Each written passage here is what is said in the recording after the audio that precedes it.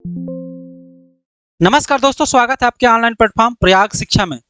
जैसे कि पता है कि हम लोग लगातार जो है पर्यावरण के क्वेश्चन कर रहे हैं और पर्यावरण के क्वेश्चन को करने का मेरा मूल उद्देश्य ये है कि आप लोग का जो आगामी एग्जाम होने वाला है यूपी ट्रिपल एससी से जो भी एग्जाम होगा, जो लोअर पीसीएस का है या आपका एजीटीए का है और आपका गन्ना पर्यवेक्षक, आप ट्यूबवेल ऑपरेटर, जिनका भी यूपी ट्रिपल एससी से है प्रश्न, उसमें अगर पर्यावरण दिया है तो पर्यावरण के यहाँ से प्रश्न क्या है आपके हो जाएंगे। उस लेवल का मैं पढ़ाने की कोशिश कर रहा है, चाहे आपका सुपर टेट आने वाला हो, बीपीएससी हो, जो बीपीएससी प्री का एग्जाम होने वाला हो, या लोअर पीसीएस का एग्जाम होने वाला हो, या आगामी पुलिस का, दरोगा का। अगर वनडे एग्जाम का कोई भी एग्जाम हो, अगर उसमें पर्यावरण से प्रश्न पूछेगा, इन्वायरमेंट से प्रश्न पूछेगा, तो ये प्रश्न क्या हो जाए, यहीं से सही हो जाएंगे। इसीलिए इसी प्रयास में हम लोग आप लोग के बीच लेकर आया हूँ, सब्जेक्टिव क्वेश्चन लेकर आ रहा हूँ। ऐसा नहीं कि मैं मिक्स लेकर आ रहा हूँ, मैं सब्जेक्ट वाइज पढ़ाते हुए चल रहा हूँ, चाहे वो पर्यावरण का हो, चाहे हिस्ट्री हो, चाहे ज्योग्राफी हो, चाहे पॉलिटिकल साइंस हो, सारे चीज का मैं आपको सब्जेक्टिव बेस में आपको क्वेश्चन कराने की कोशिश करूंगा। जब सब्जेक्टिव बेस पे क्वेश्चन हो जाएंगे तब उसका मिसलेनियस क्वेश्चन लेकर आऊंगा दोस्तों। तो सभी लोग का स्वागत है एक बार फिर से प्रयाग शिक्षा में। और जितने लोग मेरे नए भाई देख रहे हैं, इस चैनल को लाइक शेयर सब्सक्राइब जरूर करिएगा। आइए आज की शुरुआत करते हैं आज का पहला क्वेश्चन से, और आज का पहला क्वेश्चन देखते हैं क्या है, और पिछले क्वेश्चन को आप लोग देखते रहिएगा। आइए आज का पहला क्वेश्चन यानी आज का 61 नंबर का प्रश्न देखिएगा, और पर्यावरण विज्ञान यानी इन्वायरमेंट साइंस से ये प्रश्न है। और क्या कह रहा है प्रश्न, आज का जो प्रश्न होगा बहुत इंपॉर्टेंट है, क्योंकि मैं बाइलिंगुअल लेकर आया हूँ, हिंदी अंग्रेजी दोनों लेकर आया हूँ। ऑप्शन ए है कि अधोलिखित में से कौन सा पृथ्वी के कार्बन चक्र का या कार्बन चक्र में कार्बन डाइऑक्साइड की मात्रा को नहीं बढ़ाता है। ऑप्शन ए है कि श्वसन, ऑप्शन बी है कि प्रकाश संश्लेषण, ऑप्शन सी है कि जैविक पदार्थ का क्षय, और ऑप्शन डी है कि ज्वालामुखी क्रिया। ध्यान दीजिएगा, इस प्रश्न को पढ़िए और पढ़ के उत्तर देने का कोशिश करिएगा, क्योंकि प्रश्न जो है बहुत बढ़िया है, बहुत बढ़िया प्रश्न है। इस प्रश्न को अच्छे से करिएगा। तो अधोलिखित में से कौन सा पृथ्वी चक्र में कार्बन डाइऑक्साइड की मात्रा को नहीं बढ़ाता है, अर्थात कार्बन डाइऑक्साइड साइकिल को नहीं बढ़ाता है। इसका सही उत्तर क्या होगा आपको बताना है। श्वसन, ऑप्शन बी प्रकाश संश्लेषण, ऑप्शन सी जैविक पदार्थ का क्षय, और ऑप्शन डी ज्वालामुखी की क्रिया। तो इसका सही आंसर क्या हो जाएगा, इसका सही आंसर हो जाएगा दोस्तों बी वाला हो जाएगा।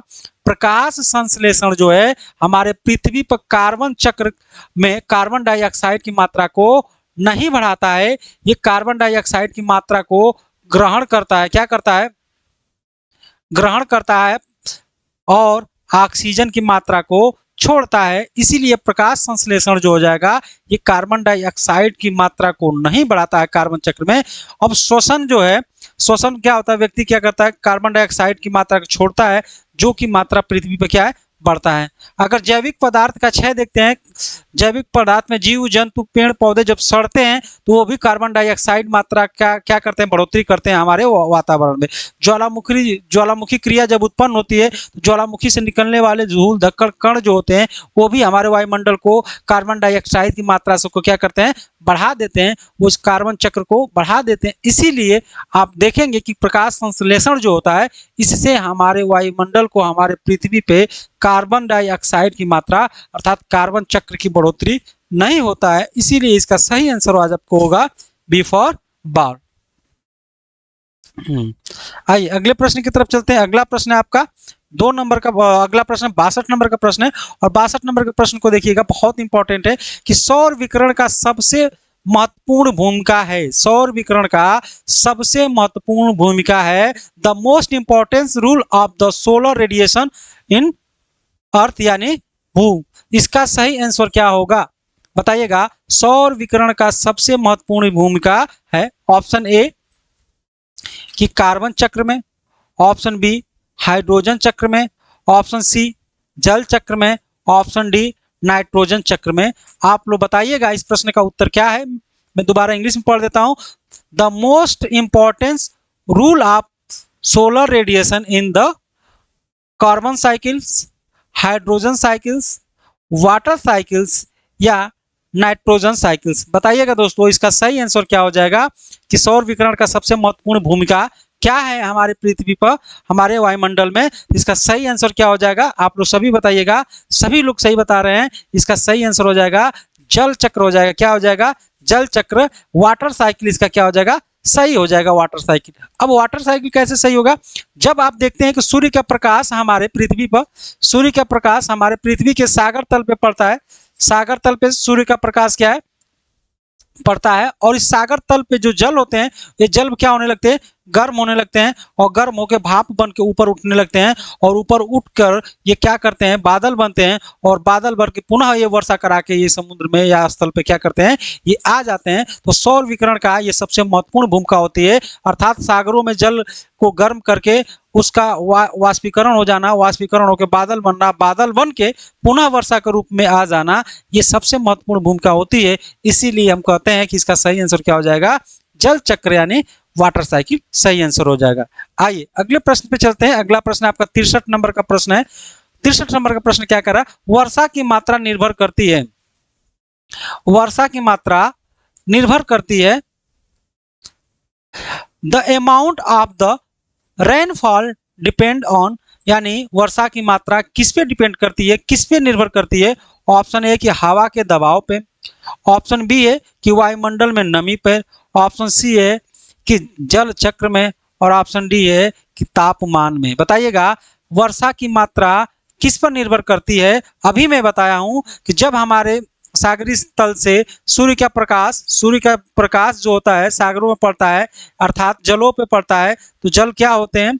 गर्म होने लगते हैं, और जिससे जल गर्म होते हैं तो गर्म जल को वाष्पीकरण होके ये हमारे वायुमंडल में क्या है?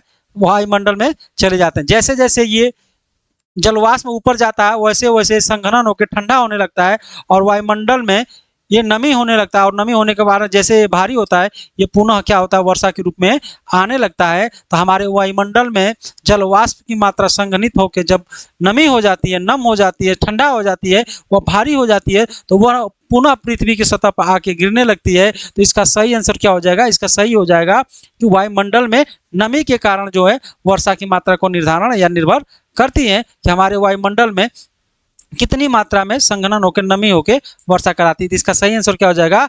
बी हो जाएगा, ह्यूमिडिटी एंड एटमॉस्फेयर, यानी नमी की मात्रा क्या है हमारे वायुमंडल में निर्भर करती है वर्षा कराने पे। अगला प्रश्न है 64 नंबर का प्रश्न है। 64 नंबर का प्रश्न देखिएगा, निम्नलिखित नोबल गैसों में कौन सी वायु में नहीं पाई जाती है? कौन से वायु में नहीं पाई जाती है, अर्थात इसको कह सकते हैं कौन से वायुमंडल में नहीं पाई जाती है? ऑप्शन ए है कि हीलियम, ऑप्शन बी है कि आर्गन, ऑप्शन सी है कि रेडान, और ऑप्शन डी है कि नियान। तो निम्नलिखित में से नोबल गैस कौन हमारे वायुमंडल में नहीं पाई जाती है? इसका सही आंसर या क्या होगा आप लोग बताइएगा। 64 नंबर का सही आंसर बताइएगा। Which of the following noble gas in not found in the air, हमारे हवा में नहीं पाई जाती है? ऑप्शन बताइए हीलियम, आर्गन, रेडॉन, नियॉन। कौन सा इसका सही आंसर हो जाएगा?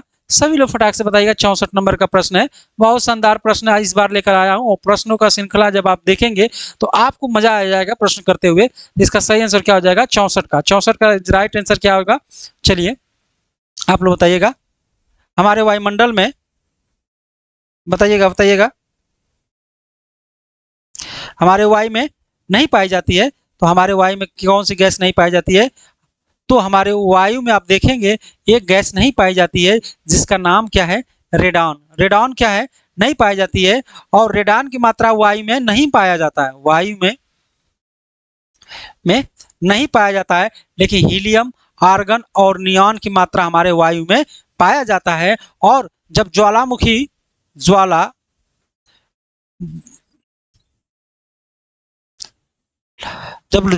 उद्गार होती है तो सबसे पहले ज्वालामुखी से निकलने वाला जो है एक गैस निकलता है जिसका नाम क्या पड़ता है? रेडान होता है। और वायुमंडल में रेडान की मात्रा बढ़ जाती है, रेडान की मात्रा बढ़ जाती है। तो इससे पता चल जाता है कि इसके इर्द गिर्द के क्षेत्रों में ज्वालामुखी उद्गार हुआ है। तो ज्वालामुखी जब उद्गार होता है तो वायुमंडल में रेडान की मात्रा बढ़ी हुई दिखती है, जिससे पता चल जाता है कि ज्वालामुखी का उद्गार हुआ है या होने वाला है।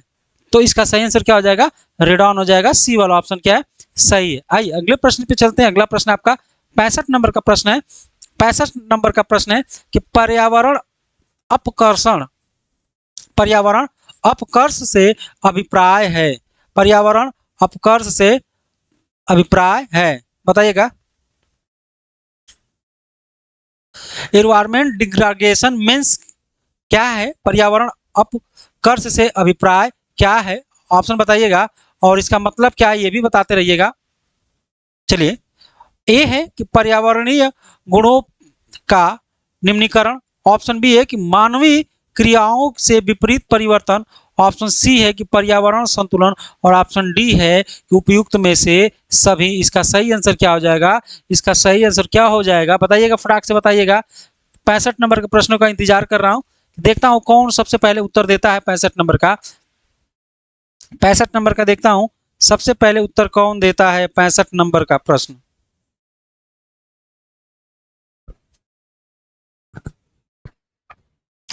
तो 65 नंबर का सबसे सही आंसर क्या हो जाएगा, आप लोग बताइएगा। 65 नंबर का सबसे पहले आंसर बताइएगा क्या होगा। तो 65 नंबर का सही आंसर बताइएगा। पर्यावरण का अपकर्ष का मतलब होता है पर्यावरण का बिगड़ना ना, अर्थात पर्यावरण को नष्ट पहुंचाना, नष्ट पहुंचाना। तो पर्यावरण अपकर्षण से अभिप्राय हुआ कि पर्यावरण से होने वाले जो लाभ है उसको क्षतिग्रस्त करना, उसको क्षति पहुंचाना, उसको नष्ट करना, उसको बिगाड़ देना, इसका अर्थ यही है। तो क्या बिगाड़ देता है, तो पर्यावरणीय गुणों का निम्नीकरण करना, ये भी बात सही है, इसका निम्नीकरण होता है अपकर्षण से। दूसरा है मानवीय क्रियाओं के विपरीत परिवर्तन, जब मानवीय क्रिया होता है, जब पेड़ों का कटाई करने लगते हैं, पर्यावरण को दूषित करने लगते हैं, तो उसके परिवर्तन में क्या होता है, होता है पारिस्थितिकी असंतुलन। जब पर्यावरण का अपकर्षण करेंगे, अपकर्ष करेंगे, उसका रूप बिगाड़ेंगे, तो पर्यावरण क्या होगा, असंतुलित हो जाता है, इनबैलेंस हो जाता है। क्या हो जाता है, इनबैलेंस हो जाता है। इस तरह से देखा जाएगा तो पर्यावरण अपकर्ष से अभिप्राय ये होता है कि ये तीनों बात सत्य है, उपयुक्त में से सभी क्या हो जाएंगे, सही हो जाएंगे। ऑल ऑफ एबव जो है इसका सही आंसर हो जाएगा, यही इसका सही है। आइए 66 नंबर के प्रश्न को करते हैं, और 66 नंबर का प्रश्न आपके स्क्रीन पे है, और 66 नंबर का प्रश्न आपके स्क्रीन पे है, तो इसका सही आंसर क्या हो जाएगा। धारणीय कृषि का अर्थ है, धारणीय कृषि का अर्थ है सस्टेनेबल एग्रीकल्चर मीन्स, यानी सस्टेनेबल जो रख सके, जो हो सके। तो धारणीय कृषि का अर्थ क्या है, इसका मतलब क्या होता है, तो धारणीय कृषि का मतलब होता है ऐसी कृषि, ऐसी कृषि, ऐसी कृषि की जाए जिससे हमारी भूमि जो है अच्छी है, भूमि क्या हो, भूमि क्या हो, अच्छा हो, जिसकी उर्वरता अच्छी हो, और ऐसी खेती जिससे हमारी भूमि की उर्वरता बनी रहे। क्या है, उर्वरता बनी रहे। दूसरी बात यह है कि पर्यावरण को कोई नुकसान ना हो,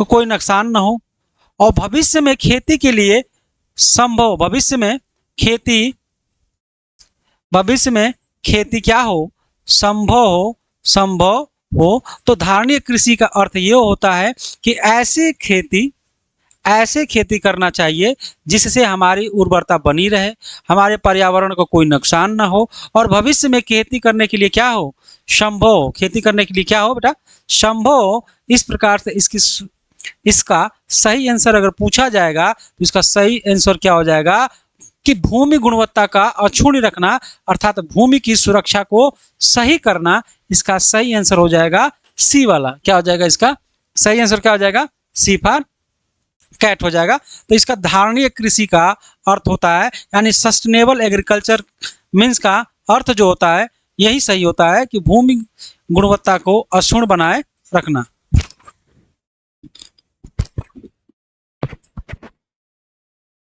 आगे 67 नंबर का प्रश्न करते हैं। 67 नंबर का प्रश्न क्या है,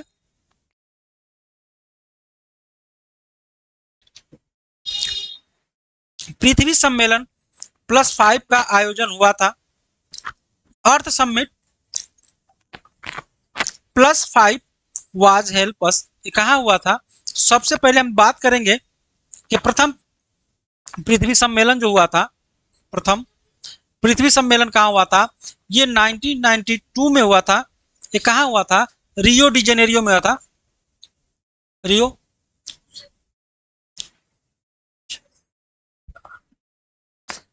रियो डी जेनेरियो हुआ था। ये रियो डी जेनेरियो कहाँ पड़ता है? ये पड़ता है आपके ब्राजील में हुआ था। ब्राजील में हुआ था।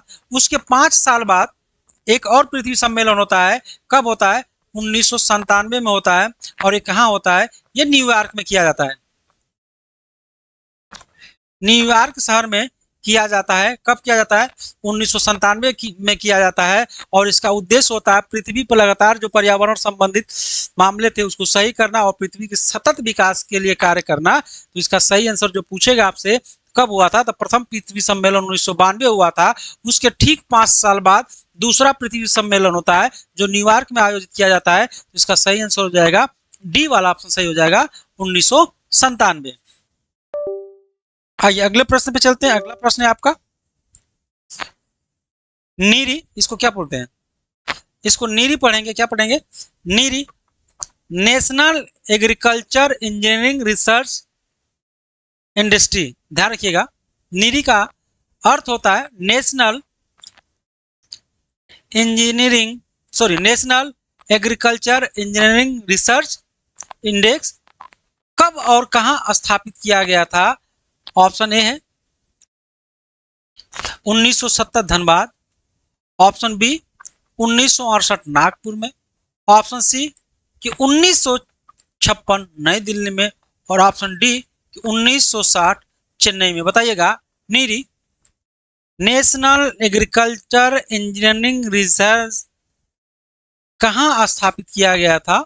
Option 1970 Dhanbad, option B 1968 Nagpur, option C 1956 नई दिल्ली, और ऑप्शन डी 1960 चेन्नई में। बताइएगा इसका सही समय और सही आंसर क्या होगा। ये सब प्रश्न आए हुए हैं। इन सब प्रश्नों को जब आप करते हैं तो आपकी तैयारी में 2, 4, 5 क्वेश्चन की बढ़ोतरी देखी जाती है। तो दोस्तों इसका सही आंसर हो जाएगा, इसकी स्थापना जो किया गया था 1958 में नागपुर में किया गया था। तो नीरी के मुख्यालय जो है ये नागपुर में, नागपुर में। अगर इस प्रश्न को आप कर ले रहे हैं, आपकी तैयारी बेहतर रहेगी, तो आप समझ सकते हैं कि आप प्रश्न को क्या रूप दिया गया है। बस आपको एग्जाम में प्रश्नों को समझना है और समझ के क्या करना है, आपको करना है। अगर मैं बात करूं इस प्रश्नों की, मैं बात करूं तो इसका प्रश्न जब देखा जाएगा, हिंदी में इसको कहते हैं हम लोग राष्ट्रीय पर्यावरण अभियांत्रिक शोध संस्था। इसको देखिएगा, ये राष्ट्रीय पर्यावरण अभियांत्रिक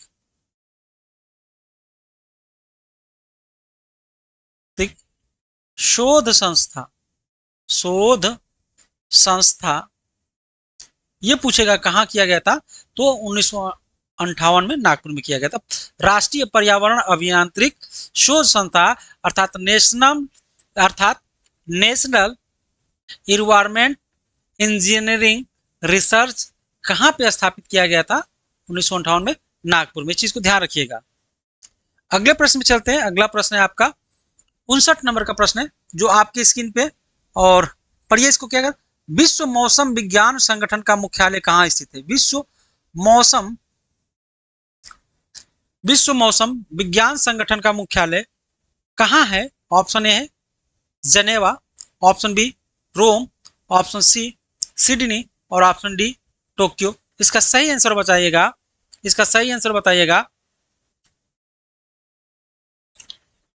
WMO का हेडक्वार्टर इन द लोकेटेड, बताइएगा कहाँ स्थित है? विश्व मौसम विज्ञान संगठन का मुख्यालय स्थित है option A Geneva, option B Rome, option C Sydney, और ऑप्शन डी टोक्यो में। दोस्तों इसका सही आंसर क्या हो जाएगा? सभी लोग बताइएगा। अब मैं देख रहा हूं कि किसका आंसर सही होगा।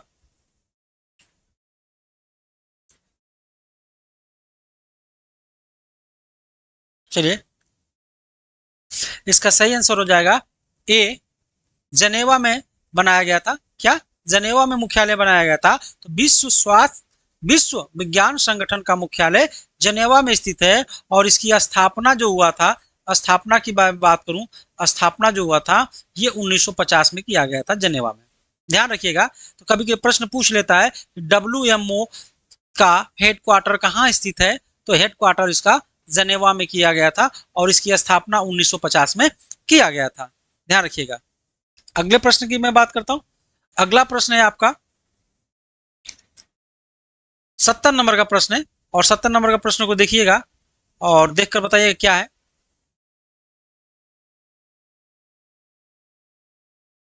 यूएनईपी यूएनएपी का मुख्यालय कहाँ है? यूएनएपी का मुख्यालय कहाँ है? Option A Geneva, option B Kathmandu, option C Nairobi और ऑप्शन डी की नई दिल्ली। बताइएगा इसका सही आंसर क्या हो जाएगा? इसका सही आंसर क्या हो जाएगा? मुख्यालय पूछा है। यूएनईपी हेडक्वार्टर्स इज लोकेट इन, बताइए यूएनपी का हेडक्वार्टर कहाँ स्थित है और इसका फुल फॉर्म क्या होता है? यूएनपी का फुल फॉर्म क्या होता है ये भी आप लोग बताइएगा। इसका फुल फॉर्म क्या होता है? इसका फुल फॉर्म होता है यूनाइटेड नेशनल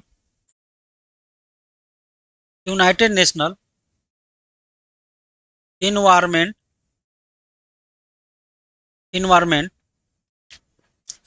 प्रोग्राम।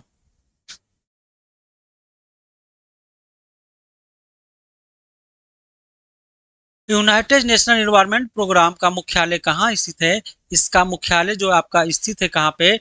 ये नैरोबी केन्या में स्थित है। नैरोबी केन्या में स्थित है। केन्या में स्थित है। इसकी स्थापना की मैं बात करूं, इसकी स्थापना जो हुआ था, इसकी स्थापना स्थापना की मैं बात करूं, इसकी स्थापना 1972 में हुआ था। 1972 में किया गया था। तो याद करिएगा यूएनपी के मुख्यालय कहाँ है? ये नैरोबी में हुआ, नैरोबी में इसका मुख्यालय है और उसकी स्थापना 1972 में किया गया था। 1972 में किया गया था। यूएनपी का फुल फॉर्म या फुल नेम पूछ लेगा तो क्या होगा? तो यूनाइटेड नेशनल इन्वायरमेंट प्रोग्राम कहा जाता है इसको। इसका सही आंसर सी वाला आंसर सही होगा। आइए अगले प्रश्न पे चलते हैं। अगला प्रश्न आपका 71 नंबर। अब थोड़ा सा प्रश्नों की श्रृंखला को जो है हम तेज करेंगे क्योंकि ग्रीन पीस इंटरनेशनल मुख्यालय कहाँ स्थित है? ग्रीन पीस इंटरनेशनल मुख्यालय कहाँ स्थित है? तो ग्रीन पीस इंटरनेशनल हेडक्वार्टर्स इन कहाँ स्थित है? ऑप्शन ए कि स्टर्डम में, ऑप्शन बी कैनबरा में, ऑप्शन सी ओटावा में और ऑप्शन डी है कि नागासाकी में। बताइएगा फटाक से बताइएगा, फटाक से बताइएगा। थोड़ा सा तेज करेंगे, अब तेज हम चलेंगे 70 नंबर का। अब हम तेजी से चलते रहेंगे, देखते हैं कौन सही करता है।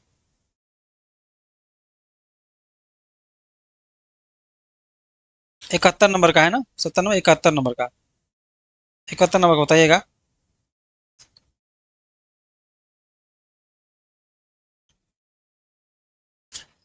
तो इसका सही आंसर क्या हो जाएगा? इसका सही हो जाएगा ग्रीन पीस इंटरनेशनल का मुख्यालय जो है आपका स्टर्डम में पड़ता है। कहाँ पड़ता है? स्टर्डम में पड़ता है। और ये क्या करता है? ग्रीन पीस क्या करता है? इसका कार्य क्या है? इसका उद्देश्य क्या है? तो इसका उद्देश्य है अंतर्राष्ट्रीय पर्यावरण ये संगठन है। ग्रीन पीस क्या है?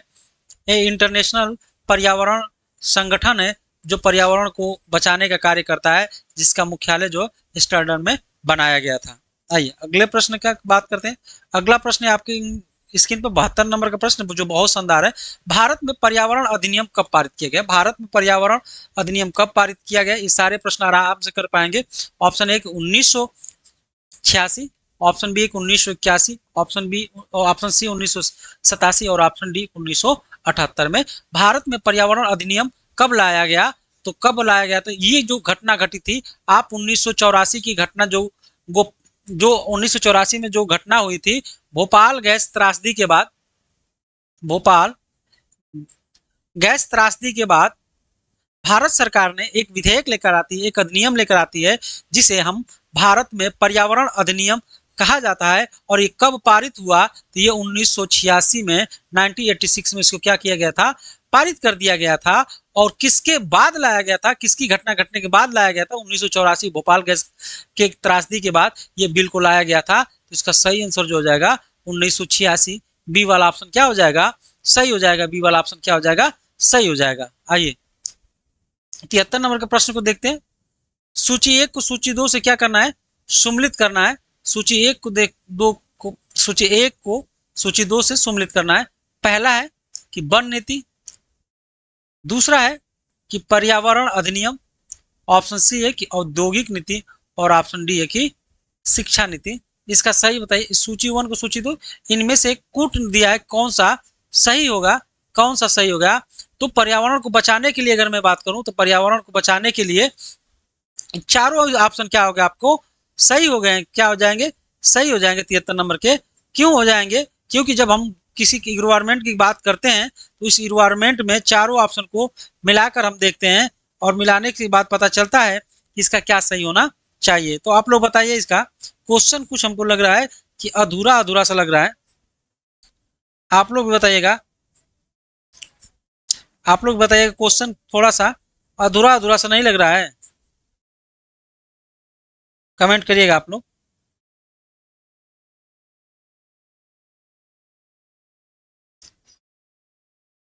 क्वेश्चन जो है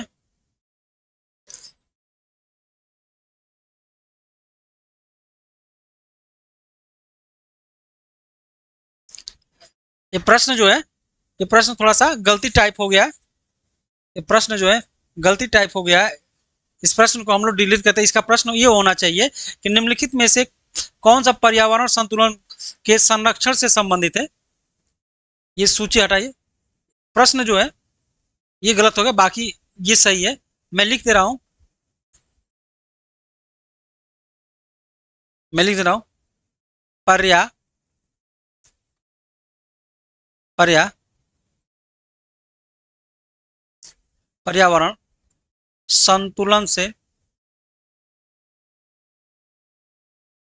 संतुलन के संरक्षण से संबंधित है। ध्यान दीजिएगा, थोड़ा सा प्रश्न जो टाइपिंग में गलत हो गया। तो ये प्रश्न ये होना चाहिए 73, पर्यावरण संरक्षण संतुलन से कौन सा संबंधित है, कौन सा संबंधित है। तो ऑप्शन ये है कि वन नीति भी सही है, पर्यावरण को सही करने के लिए क्या है, वन नीति भी होनी चाहिए, बिल्कुल होनी चाहिए वन नीति। औद्योगिक नीति जो होनी चाहिए, पर्यावरण अधिनियम 1986 ये भी आया था, और शिक्षा नीति जो है ये भी। तो इसका सही आंसर अगर मैं बताऊं तो क्या होना चाहिए, आप लोग अपने हिसाब से बताइएगा। 73 नंबर का, 73 नंबर का बताइएगा, फटाक से बताइएगा।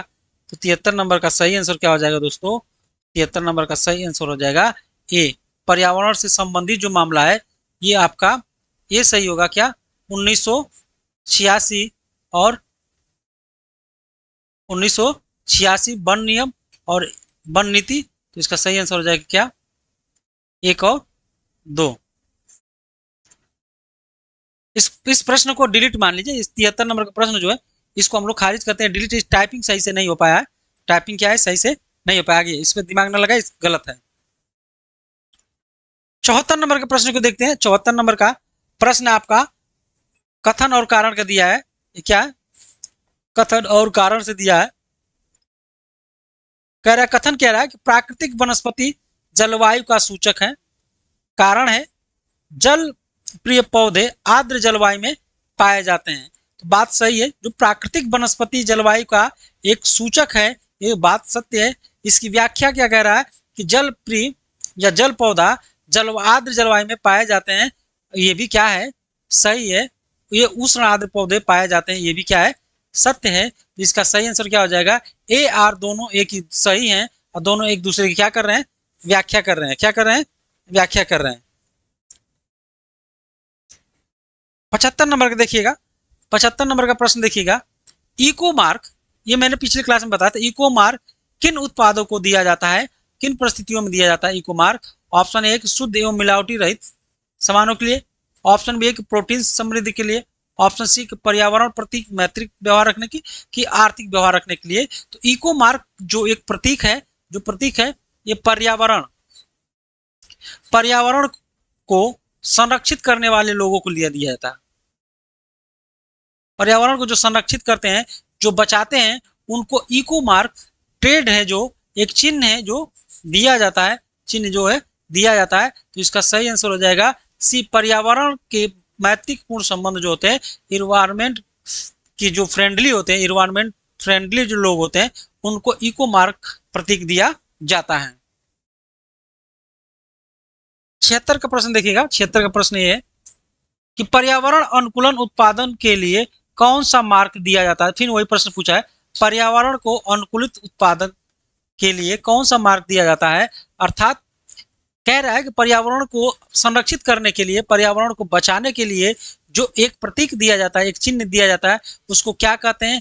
एग मार्क कहते हैं, ऑप्शन बी है कि इको मार्क कहते हैं, ऑप्शन सी कि ISI मार्क कहते हैं, और ऑप्शन डी है कि वाटर मार्क कहते हैं। तो पर्यावरण को अनुकूलन उत्पादन के लिए कौन सा मार्क दिया जाता है, तो मैं अभी बताया हूं कि इको मार्क होता है जो पर्यावरण से संबंधित होता है, जो पर्यावरण को बचाने, संरक्षित करने, सुधार करने के लिए जो व्यक्ति करते हैं, तो उसको सरकार क्या करती है, इको मार्क देती है, एक प्रतीक के रूप में देती है, जिससे पता चलता है कि आप एनवायरमेंट लवर हैं।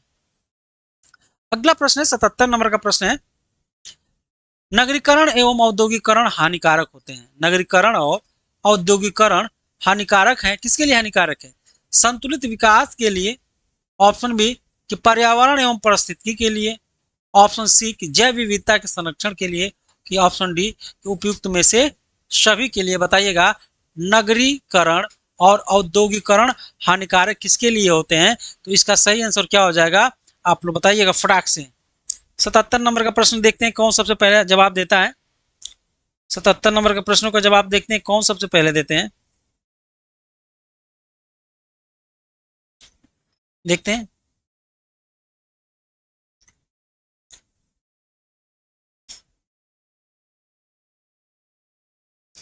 बताइएगा, नगरीकरण एवं औद्योगिकरण हानिकारक होते हैं, किसके लिए हानिकारक होते हैं, किसके लिए हानिकारक होते हैं। तो आप देखिएगा प्रश्न, जो नगरीकरण और औद्योगिकरण का जब विकास होता है तो हमारे संतुलित विकास के लिए होता है। क्या संतुलित हमारा क्या किया जाता है, विकास किया जाता है। लेकिन इस विकास के कारण हमारे पर्यावरण और पारिस्थितिकी के लिए इनका क्या होता है, हानिकारक भी होता है, ये भी होता है। जैव विविधता का संरक्षण के लिए होता है। जैव विविधता को क्या होता है, सब हम संरक्षित करते हैं, लेकिन जब ये विकास होने लगता है तो ये कटने लगते हैं। तो इस प्रकार से हम देखेंगे डी वाला क्या हो जाएगा, सही आंसर हो जाएगा। उपयुक्त में से सभी के लिए यह हानिकारक होता है। जब नगरों का विकास होता है तो वहाँ पे जो पेड़ पौधा होता है वो क्या होने लगता है, कटने लगते हैं। जीव जंतु, जो पर्यावरण वहाँ पे क्या होने लगता है, दूषित होने लगता है। वहीं औद्योगिकरण का विकास, जब उद्योग लगने लगते हैं तो जंगल, पहाड़, झील, झरना, नदी नाला, जीव जंतु, सारे चीजों को क्या किया जाता है, हटा दिया जाता है। और वहाँ हटाने से हमारे समाज में, हमारे पृथ्वी पर, हमारे पर्यावरण को ना तो संतुलित विकास के लिए जाना जाता है, ना पर्यावरण पारिस्थितिकी सही हो जाता है, और ना ही वहाँ पे जैव विविधता में कोई संरक्षण मिलता है। इस प्रकार से उपयुक्त में से सभी क्या है, सही होंगे। All of the above question क्या है, राइट आंसर होंगे। ठीक है, आइए अगले प्रश्न की मैं बात करता हूँ 78 नंबर का, कि हरित विकास ग्रीन डेवलपमेंट के लेखक हैं। हरित विकास ग्रीन डेवलपमेंट के लेखक हैं। Author of the green development, option A MJ Bradshaw, option B M Nicholson, option C RH Whitaker, और ऑप्शन डी WA एडम। तो इसका सही आंसर क्या हो जाएगा, तो हरित विकास यानी ग्रीन डेवलपमेंट के लेखक जो हैं, आप ऑर्थर जो हैं, MWM को क्या करते हैं, जानते हैं, इसीलिए इसका सही आंसर क्या हो जाएगा, डी वाला आंसर सही हो जाएगा। आइए अगले प्रश्न की मैं चलता हूं। अगला प्रश्न है आपका 79 क्वेश्चन है। एक शब्द देखने को मिलेगा आपको, ग्रीन वॉश। अब ग्रीन वॉश से क्या आप समझ सकते हैं, ग्रीन वॉश का या ग्रीन वॉश इंगित करता है, बताता है, क्या बताता है, आप देखेंगे तो ग्रीन मीन्स क्या होता है, ग्रीन मीन्स आप कहेंगे सर जी हरा होता है। वॉश मीन्स क्या होता है, किसी चीज को साफ कर देना। क्या कर देना, साफ कर देना, यानी हरा चीज क्या है, साफ करना।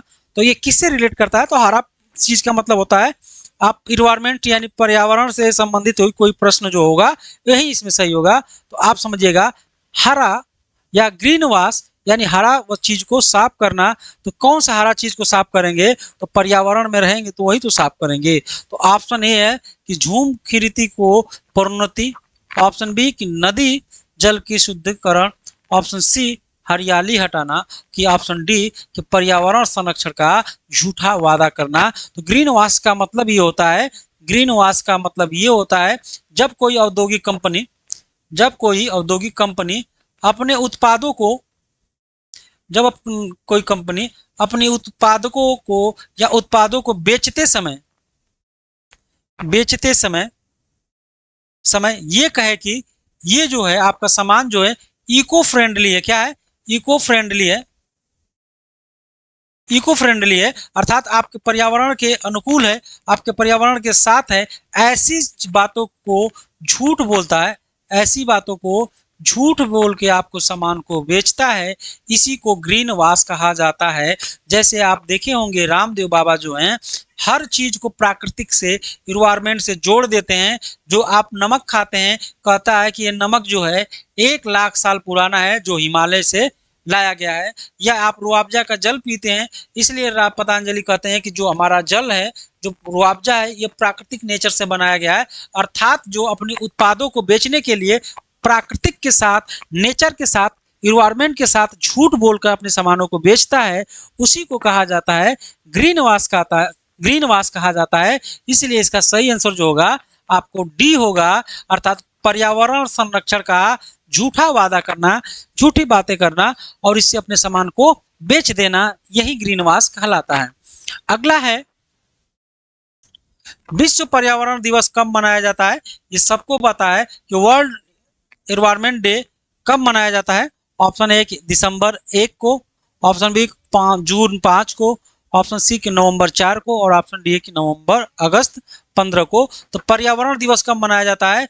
पर्यावरण दिवस मनाया जाता है आपका 5 जून 1972 की इसकी शुरुआत की गई थी। 5 जून 1972 से इसकी क्या गई थी, शुरुआत किया गया था। और ये शुरुआत कहाँ से हुआ था, ये शुरुआत आपको कहाँ से हुआ था, किस देश से हुआ था, ये प्रश्न पूछेगा तो आप क्या बताएंगे? अब फटाक से बताइएगा। मैंने प्रश्न क्या है बता दिया कि ये 5 जून 1972 से शुरुआत किया गया था, लेकिन ये देश पूछेगा, ये देश किस देश से शुरुआत किया गया था? तो ये देश था आपका स्टॉकहोम। क्या था?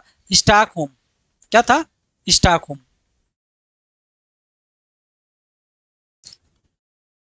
स्टॉकहोम शहर में इसका स्थापना किया जाता है। कहा जाता है कि पर्यावरण को हम लोग क्या करेंगे, बचाएंगे। और पर्यावरण को बचाने के लिए 5 जून 1972 को एक बात कही जाती है जो स्टॉकहोम में कहा जाता है। उसी दिन से 5 जून को इंटरनेशनल या वर्ल्ड इन्वायरमेंट डे के रूप में जाना जाता है और पर्यावरण दिवस रूप में मनाया जाता है। और आप देश में देखे होंगे कि हरे पेड़ पौधे क्या है लगाए जाते हैं पर्यावरण दिवस पे। ठीक है, अगला प्रश्न है आपका स्क्रीन पे 81 नंबर का प्रश्न है कि पारिस्थितिकी तंत्र के विषय में क्या गलत है। पारिस्थितिकी तंत्र के विषय में क्या गलत है कि not correct about the ecosystem. हमारे इकोसिस्टम के लिए कौन सा ऑप्शन गलत हो सकता है? ऑप्शन ए कि जैविक अजैविक संगठनों से युक्त, ऑप्शन बी कि स्वयं की उत्पादकता, ऑप्शन सी यह एक बंद तंत्र होता है और ऑप्शन डी प्राकृतिक संसाधन होते हैं। तो पारिस्थितिकी तंत्र के विषय में क्या गलत है? तो पारिस्थितिकी तंत्र जो होता है वो कभी कोई बंद तंत्र नहीं होता है। पारिस्थितिकी इन्वायरमेंट जो होता है वो उसका इकोसिस्टम क्या होता है, खुला होता है। क्या होता है? खुला होता है। इसलिए इसको देखेंगे तो आपका सही आंसर क्या हो जाता है, ये कि यह एक बंद तंत्र नहीं होता है, यह एक ओपन तंत्र होता है। तो it is the close system होता है। क्लोज सिस्टम इसका क्या हो जाता है, सही हो जाता है, क्योंकि हमारा ये बंद तंत्र नहीं होता है, एनवायरमेंट ओपन होता है। तो ये बंद तंत्र दिया है, क्लोज दिया है। अगर यही ओपन दिया रहता तो ये सही मान लेते, तो यही गलत है। यही क्या है, गलत है। तो ऑप्शन क्या हो जाएगा आपका, सी वाला सही हो जाएगा। अगला प्रश्न है आपका 82 नंबर का प्रश्न है। ये कथन और कारण के क्वेश्चन दिए, कथन और कारण के क्या है प्रश्न है।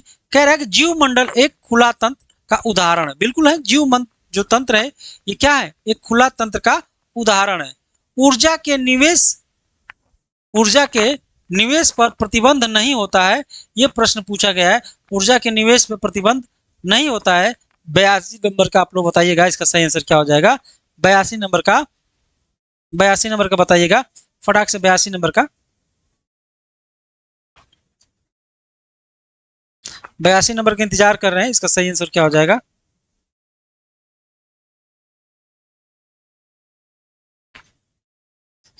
तो 82 नंबर का बताइएगा कि जीव मंडल एक खुला तंत्र का उदाहरण है, बात सत्य है।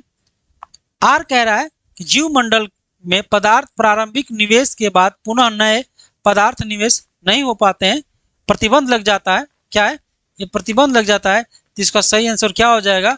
आप लोग बताइएगा, आप लोग बताइएगा, फटाक से बताइएगा। 82 नंबर का बताइएगा। तो 82 नंबर का सी होगा। क्या होगा? सी फॉर कैट। ये सही है, आर गलत है। इसका मतलब क्या है?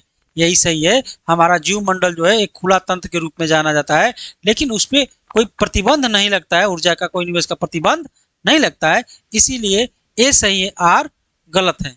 आइए अगले प्रश्न की मैं चलता हूं। अगला प्रश्न आपका 83 नंबर का प्रश्न है, और 83 नंबर का प्रश्न को देखिएगा।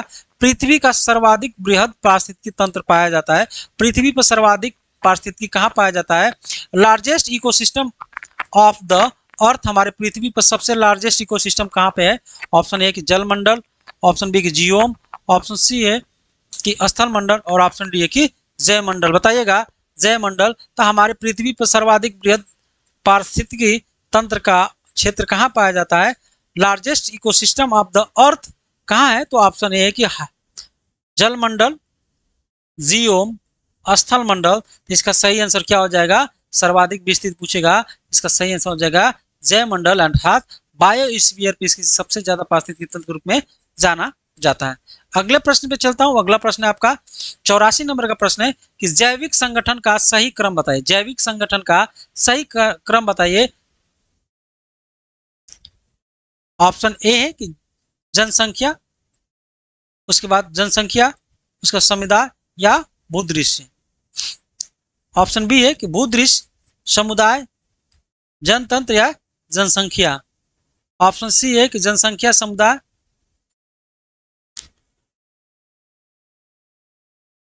बताइएगा, आप फटाफट बताते रहिएगा।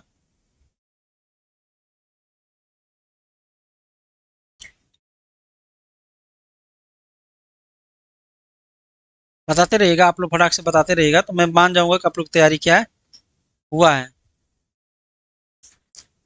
ठीक है, इसकी तैयारी में आप लोग का चांद चांद लग गया है। इसका सही आंसर बताइएगा क्या होगा। थोड़ा सा मिसप्रिंट हो जा रहा है। 84 का बताइएगा। 84 का बताइएगा कि जैविक संगठन का सही क्रम क्या है? सही क्रम क्या है? ऑप्शन ए है कि जनसंख्या, पारिस्थितिकी तंत्र, दूसरा समुदाय, भूदृश्य। ऑप्शन बी है कि भूदृश्य, समुदाय तंत्र, जनसंख्या। ऑप्शन सी कि जनसंख्या, समुदाय तंत्र, भूदृश्य, और ऑप्शन डी है कि जनसंख्या, भूदृश्य, समुदाय तंत्र। तो 84 का क्या आंसर हो जाएगा? 84 का क्या आंसर हो जाएगा? 84 का आपका सही आंसर हो जाएगा सी वाला, जनसंख्या, समुदाय तंत्र, उसके बाद भूदृश्य। क्या है इसका सही रूप है? इसका सही रूप है। आइए 85 नंबर के प्रश्न को सॉल्व करते हैं। 85 नंबर का प्रश्न जो है आपकी स्क्रीन पे, कि कौन कृत्रिम पारिस्थितिकी तंत्र है? कौन कृत्रिम पारिस्थितिकी तंत्र है, अर्थात कौन मानव के द्वारा बनाया गया पारिस्थितिकी तंत्र है? ऑप्शन ए कि धान की खेत, ऑप्शन बी कि वन, ऑप्शन सी घास के मैदान, और ऑप्शन डी की झील। ये तीनों जो है ये नेचर के द्वारा दिया गया है, ये प्राकृतिक है। क्या है? प्राकृतिक है, प्राकृतिक के द्वारा दिया गया है। लेकिन धान का खेत मनुष्य के द्वारा बनाया जाता है रुपाई करने के लिए, इसलिए इसका सही आंसर हो जाएगा ए। इसका सही आंसर हो जाएगा क्या? ए। आइए 86 नंबर के प्रश्न को देखते हैं। 86 नंबर का प्रश्न जो है क्या कह रहा है कि विश्व का विशालतम पारिस्थितिकी तंत्र है। विश्व का विशालतम पारिस्थितिकी तंत्र है, अर्थात largest ecosystem of the world. पूरे विश्व का सबसे बड़ा इकोसिस्टम कौन सा है? ऑप्शन ए है समुद्र, ऑप्शन बी घास के मैदान, ऑप्शन सी वन, और ऑप्शन डी की पर्यावरण। तो विश्व का सबसे लार्जेस्ट अगर इकोसिस्टम पूछेगा तो इसका सही आंसर क्या हो जाएगा? समुद्र, क्योंकि पृथ्वी पर सबसे ज्यादा 2/3 मात्रा में क्या पाया जाता है? पृथ्वी पर समुद्र पाया जाता है, सी पाया जाता है, ओशियन पाया जाता है, इसलिए इसका समुद्र क्या हो जाएगा? सही आंसर हो जाएगा ए वाला। अगला प्रश्न की मैं बात करता हूं। अगला प्रश्न है 87 नंबर का प्रश्न है कि सर्वाधिक स्थित पारिस्थितिकी तंत्र कौन सा है? फिर प्रश्न डायरेक्ट पूछ रहा है कि सर्वाधिक स्थित पारिस्थितिकी तंत्र कौन सा है? Most stable the ecosystem, most stable the ecosystem. इसका सही आंसर क्या हो जाएगा? तो आप लोग आराम से बता ले, अभी मैं बताया प्रश्न क्या है, रिपीट किया गया है। तो पर्यावरण जो है सर्वाधिक स्थिति में जो पर्यावरण जो तंत्र है ये सागर और महासागरों में सबसे ज्यादा इसका क्या है विस्तार होता है, इसीलिए इसका सही आंसर क्या हो जाएगा ए हो जाएगा। 88 नंबर का प्रश्न देखिएगा, पारिस्थितिकी संतुलन किससे बिगड़ता है? पारिस्थितिकी संतुलन किससे बिगड़ता है? अर्थात एक्टिविटी या द डिस्टर्बिंग इकोसिस्टम, कौन सा ऐसा एक्टिविटी करते हैं जिससे हमारा इकोसिस्टम क्या हो जाता है डिस्टर्ब हो जाता है, डिस्टर्ब हो जाता है। ऑप्शन ए है कि लकड़ी काटना, ऑप्शन बी है कि सामाजिक वानिकी, ऑप्शन सी है कि वन महोत्सव और ऑप्शन डी है कि वनारोपण। बताइएगा किससे हमारे पारिस्थितिकी तंत्र को ज्यादा दूषित होता है, ज्यादा दूषित हो जाता है, ज्यादा प्रॉब्लम हो जाता है? तो वनों का कटना कि सामाजिक वानिकी कि वन महोत्सव, इसका सही आंसर क्या हो जाएगा? इसका सही आंसर बताइएगा। 88 क्वेश्चन का सही आंसर क्या हो जाएगा? तो हमारे इकोसिस्टम का जो बिगड़ा हुआ रूप है, जो इकोसिस्टम बिगड़ जाता है जब पेड़ों की कटाई होने लगती है, जब लकड़ियों की कटाई होने लगती है, तो इससे हमारा इकोसिस्टम क्या हो जाता है, इसका बैलेंस बिगड़ जाता है, डिस्टर्ब हो जाता है। इसीलिए इसका सही आंसर क्या हो जाएगा? ए वाला हो जाएगा। अगले प्रश्न पे चलते हैं। अगला प्रश्न 89 का, पर्यावरण सुरक्षा से किसका संबंध नहीं है? पर्यावरण सुरक्षा से किसका संबंध नहीं है? Not related in the ecosystem या इको प्रोटेक्शन या इन्वायरमेंट प्रोटेक्शन। ऑप्शन ए कि धारणीय विकास से, धरातलीय विकास से, कि गरीबी कम करना, कि वातानुकूलन, कि कागज के थैले का प्रयोग। किससे हमारे पर्यावरण का संबंध नहीं है? तो गरीबी कम करने का संबंध हमारे पर्यावरण से है कि नहीं है? आप लोग फटाक से बताइएगा। ये प्रश्न है 89 का, 89 का प्रश्न है, इसको बताइएगा इसका सही आंसर क्या हो जाएगा? ये वातानुकूलित से हो जाएगा। ये हमारे पर्यावरण से संबंधित या संबंध इसका नहीं है। आइए अगले प्रश्न की मैं बात करता हूं। अगला प्रश्न है आपकी स्क्रीन पे और आज का अंतिम प्रश्न है, खाद्य श्रृंखला का सही क्रम क्या है? खाद्य श्रृंखला का सही क्रम क्या है? ये पर्यावरण का बहुत हिट क्वेश्चन है। बताइएगा खाद्य श्रृंखला का सही क्रम क्या है? ऑप्शन ए घास, टिड्डा, मेढक, सर्प। घास, टिड्डा, सर्प, मेढक, टिड्डा, मेढक, घास, सर्प, कि टिड्डा, सर्प, मेढक, घास। इसका सही आंसर क्या हो जाएगा? तो खाद्य श्रृंखला में पहले घास को टिड्डा खाता है, टिड्डा को मेढक खाता है और मेढक को क्या खाता है? सर्प खाता है। इसका सही आंसर क्या हो जाएगा? ए हो जाएगा दोस्तों। क्या हो जाएगा? ए हो जाएगा। तो दोस्तों आप लोग कमेंट बॉक्स में जरूर बताइएगा कि आज का प्रश्न कैसा रहा है और इस प्रश्नों का लेवल कैसा था। और सभी लोगों को धन्यवाद जो चैनल को विजिट किए हैं, देखे हैं। आपको इसी प्रकार देखिए, चैनल पे नए हैं तो चैनल को जरूर सब्सक्राइब करिएगा, अपने दोस्तों को भेज दीजिएगा। तो मिलते हैं अगली क्लास में, तब तक के लिए जय हिंद, जय भारत।